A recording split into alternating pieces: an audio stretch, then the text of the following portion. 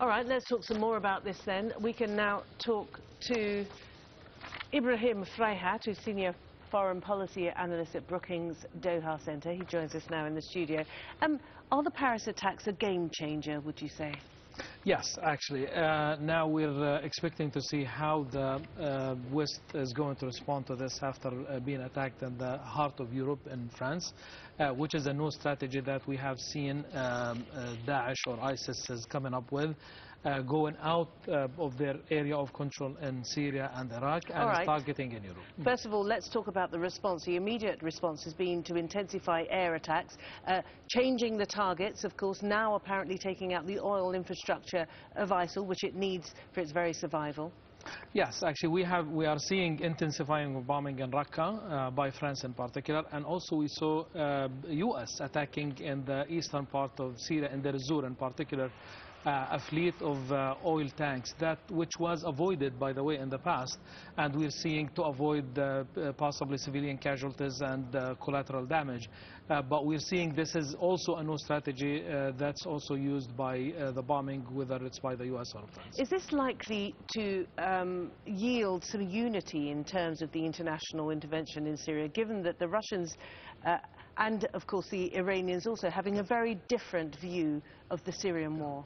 Well, I think we need to watch this very carefully, because we need to see whether this is a strategy by the West is now in response to the Paris attacks, or it's more of showing that there is a response right after the Paris attacks because of public opinion in Europe or in the US.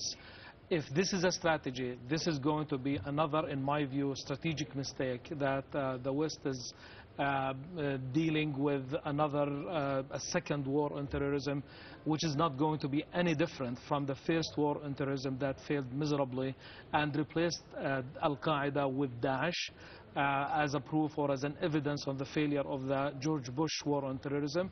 And what we're seeing now, if this becomes a strategy, and I heard Olan talking about we're attacked for our culture, our freedom, which reminds me with George Bush narratives after 2001.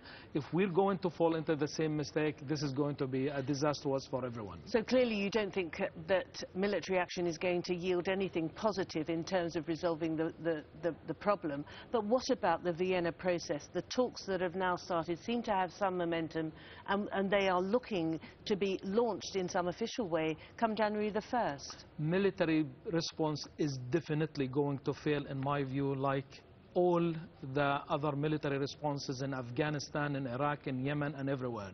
There's nothing new about a military response that is going to change the course of the action. The only solution is to provide a political settlement in Syria and to put an end to the madness and the war, the civil war that has been taking place in Syria for the past 5 years. And by intensifying bombing, you're only going to make the security situation deteriorate even further, which is more of a conducive environment for Al-Qaeda or Daesh or any other extremist group that's going to operate from that environment. So you're only making the things worse. Thank you very much indeed. Ibrahim Fraihat talking to us live here in Doha. Now, Iran has called for all sides to join UN-sponsored peace talks to bring an end to the conflict in Yemen.